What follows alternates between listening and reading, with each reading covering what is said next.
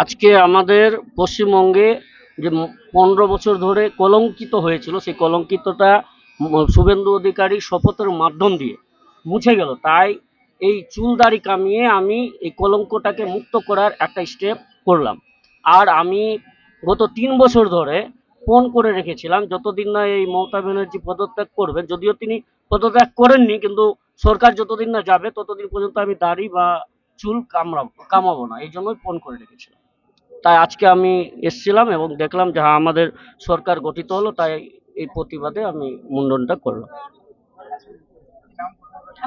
অমিয় ঘোষ, মালদা জেলার বাড়ি, মালদা জেলার অমৃতিতে বাড়ি। আমাদের প্রায় 12-13 বছর হয়ে গেল। নতুন সরকার মানুষের হয়ে কাজ করবে।